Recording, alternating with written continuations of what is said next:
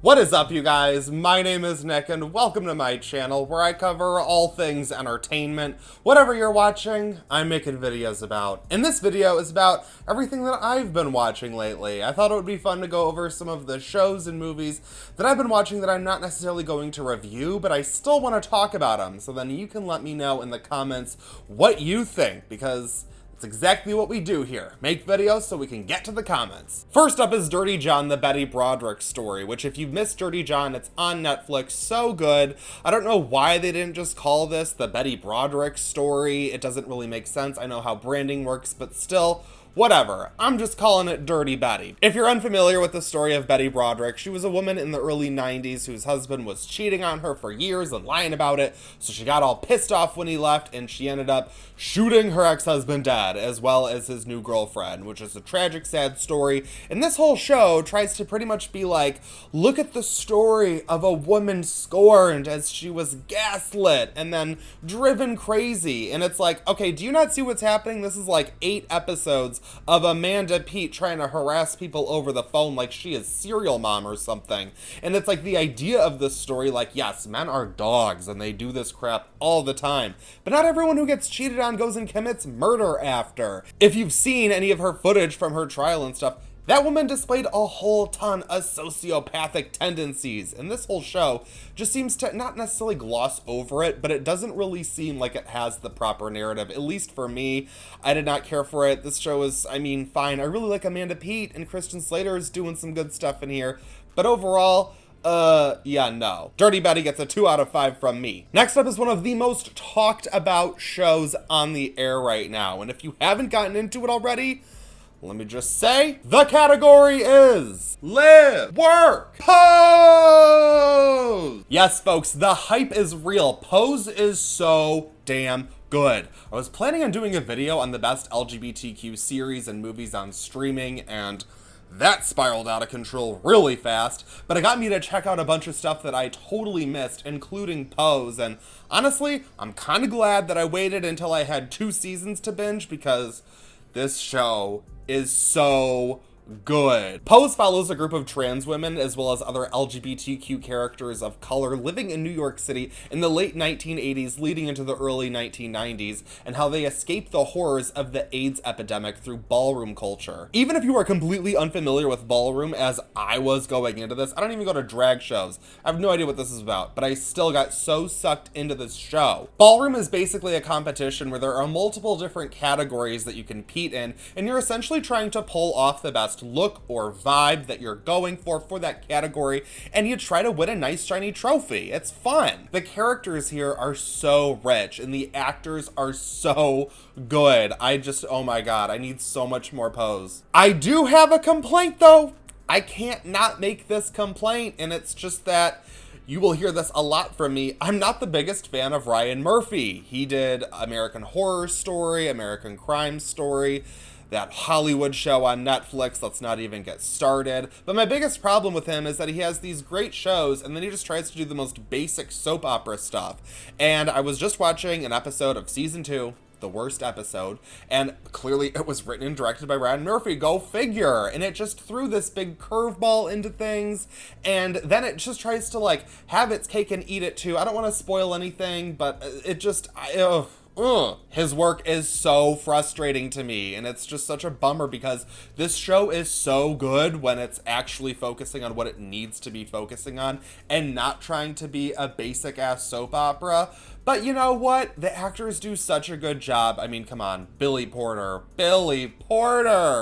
They keep making him cry and it makes me cry. It's a problem. I am way behind, but yes, this show is absolutely fantastic and you have to watch it. Killing Eve is a show that, you know what? Let's just get right into it. I am fighting with Killing Eve. I am so disappointed in this show. I thought it had so much potential and was so interesting, and well, turns out I can be wrong. Killing Eve is a drama thriller starring Sandra Oh as a Secret Service agent who becomes obsessed with an assassin, Villanelle, played by Jodie Comer. I thought that there was supposed to be some sort of romantic connection between the two, but we are on season 3 and they are still not together. I will admit I'm only halfway through. I've only watched 4 of the 8 episodes of season 3, but I'm having a hard time trying to power run through the rest because This is just so disappointing. Like, this show is just going absolutely nowhere. It's exploring no interesting ground. Personally, I think at this point we should have Eve and Villanelle together, and Eve should be like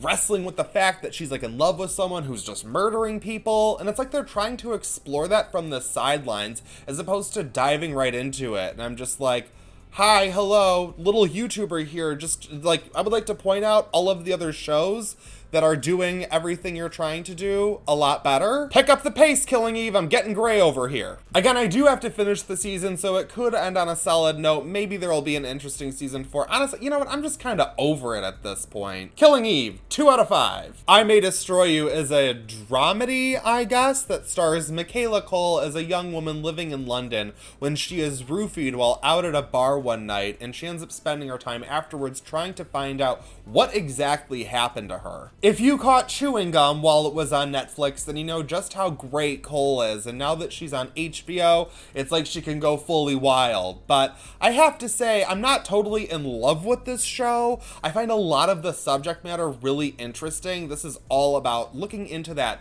gray area of sexual assault, and I think it brings up a lot of really interesting questions that aren't explored in a lot of other shows trying to tackle the subject, like what happens when you're in the middle of a consensual encounter and you change your mind? Like, you know, you have the right to get yourself the hell out of that situation. But I'm honestly just really not that interested in our main character. I'm way more interested in her friend Kwame and what he's going through. Michaela Cole plays Arabella, the protagonist, who starts out as this like flighty socialite type. And I thought at first, oh, that's an interesting message. You know, someone who maybe thinks this couldn't happen to them, then they have to deal with it actually happening. But as things are playing out, I'm not really finding reasons to really connect with Arabella. She seems still just kind of like an asshole. I'm just not really connecting with her as a character, and it's not like, oh, here's a complicated person, and we're exploring the many different layers of them. It's kind of like, she sucks and needs to get it together. But overall, this is a really interesting show, and I think it should be seen just for the subject matter and the writing and the way it tackles things. But, you know, I have a few episodes left to go, so the season finale is coming up. We gotta see how it goes. But as of right now, I think I'd say season 1 of I May Destroy You gets a 3.5 out of 5 from me. Okay, Harley Quinn is the best show that you're not watching. This animated series follows the titular heroine as she decides to break up with the Joker and become a major threat to Gotham City all on her own. Kaylee Cuoco is perfect as the voice of Harley Quinn. Lake Bell is perfect as the voice of Poison Ivy. There is no other way to describe this show other than my brand of comedy. This is like so up my alley. It is just lightning fast, razor sharp. If you like excessive violence mixed with inappropriate humor, then I think you'll think this is a lot of fun. I'm gonna give season 1 of Harley Quinn a 5 out of 5. Now I want to talk about a movie that I tried to watch on Hulu. It's called Knives and Skin, and it's, I guess, a drama mystery thriller, and in it, a small town teenage girl goes missing, and it's all very dreamlike and seems like it's quite Twin Peaksy, but unfortunately it never really goes there. I thought I'd be totally into this movie because it's mostly these other teenage girls who are like hanging out and talking about life and trying to wrap their minds around the fact that like one of their own is believed to be murdered while they're just kind of casually living. But like the entire movie is just this group of people dressed and acting like cartoon characters. It feels like this movie was made by a My Little Pony superfan who had free reign of a Joanne Fabrics and tried to make something in the vein of Terrence Malick. Like, technically this is a film, but it felt like I was binging a TV show. I thought I was watching Knives and Skin for about 5 hours, but turns out I only got 40 minutes in, like not even halfway through the damn movie.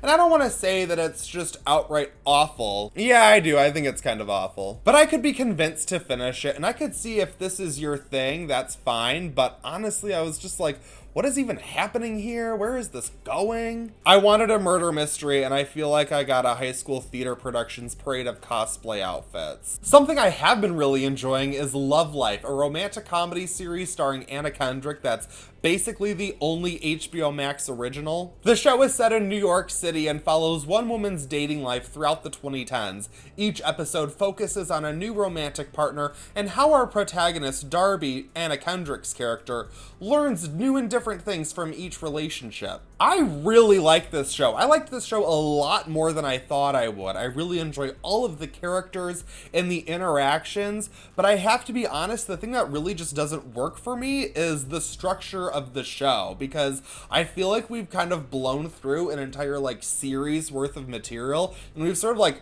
rushed through it all in one season, and I'm just like, oh my god, I just want to like sit and hang out with these characters. And I feel like if there was to be a season 2, it would have to cover a completely different character and their entire love life, and that can be fun, and that's fine, and I certainly enjoy it doing what it's doing. But I'm like, I feel like I'm probably the only one that thinks this, but I'm like, I probably could have used like 5 seasons of this one season, because there was just so much going on and I was totally into all of it. If HBO is doing one good thing, it's making shows about women falling in love in New York City. I do have to finish this first season. There's a couple of episodes left, but again, it's just a fun and good show. I really enjoy it. Anna Kendrick is fantastic. I love her, and this is such a perfect match for her as a character. So good, highly recommend it, and I hope we get a second season now that I'm thinking about it. I would give season 1 of Love Life a 3 out of 5. Penny Dreadful, City of Angels. Okay, what is even happening in this show? Does anyone know? Please tell me. Showtime's spin-off series of Penny Dreadful is set in 1930s LA, as, you know, a whole bunch of stuff is going on. There is too much going on in this show. There are just a million different characters. They're all played by Natalie Dormer. This show is trying to be the Showtime American Horror Story, and I'm just like, what the hell is going on here? You've got this man running for office, and he's like secretly gay, and that's his thing, blah blah blah, and he's like trying to build this like roadway that will go through this neighborhood, and so they're like trying to tear down this neighborhood, but it's pretty much the Latino community's neighborhood, and they're like, hello, no, we live here. And seriously, this show could not be more prescient if it's trying, and you know what, it's trying. But the first episode features this group of characters trying to protest the police, and it leads into a whole bunch of problems. And there are so many timely themes and aspects of this show that are really interesting. This show is just so all over the place that it spreads itself so thin. I'm almost at the end. I haven't finished. I'm on episode 8. But it doesn't feel like within 8 episodes we've moved as far as we need to be, because it's trying to establish so many different characters and build this world that, on one hand, it's doing so much and we're having so much time spent with these characters, yet at the same time I don't actually feel like there's something substantial that's being built there, because we're constantly jumping from one place to another that I don't feel like I get to connect with anyone in a meaningful way that makes me want to keep watching. Is anyone watching this show? Is anyone watching Penny Dreadful, City of Angels? That's the real question. I'll tell you this much, there was a promotion on Hulu where you like added Showtime for like $3.99 a month for 3 months, and I did that because I was like, oh, I'll watch Penny Dreadful, review it, that'll be fine. I've already blown through that whole promotion and started another promotion on Amazon to keep Showtime so I can finish this show, and I'm still just not getting around to it. I've got 3 episodes left. It's like I just can't do it. I just don't care. So you guys let me know what you think of it. Do you think that it's actually worthwhile, or do you think it's just Showtime trying to have their own American Horror Story? Because that's pretty much what I think this is trying to do. Lastly, I want to talk about Dark, a series that I just started watching, so I can't comment it on a whole lot, but I'll tell you this much. I'm 3 episodes in, and I am hooked. This German mystery thriller is set in a small town plagued by disappearances that leads characters to wonder how time travel could be playing into it. I obviously don't know a whole lot about this show yet. I try to go in blind and I want to learn as it goes, but it feels a lot like Stranger Things mixed with Twin Peaks if it had the seriousness and style of Mindhunter. I don't know if I could create a show more up my alley than this. Again, 3 episodes in, I'm loving it. I've heard people say it's slow and you kind of have to get into it. I am like immediately into Dark. It is checking off all of the boxes, and I know that a lot of people have been talking about it since the series just wrapped up. It just finished. I've heard it has an excellent ending. Please don't spoil it. I know someone's gonna do it now. Well guys, I'll wrap it up there. I've been ranting and raving for a while now, so thank you so much for watching this video. I greatly appreciate it. Hopefully there were some good suggestions and recommendations for you guys here. Let me know what you're watching in the comments below. Let me know what shows and movies that you've been watching lately and what your favorite favorite streaming services are. I have been on Tubi a whole bunch recently. I've got some Tubi videos lined up. I'm really excited to talk about those. Thank you again so much for watching. I greatly appreciate it. That's it for this video, but I won't stop you from watching another.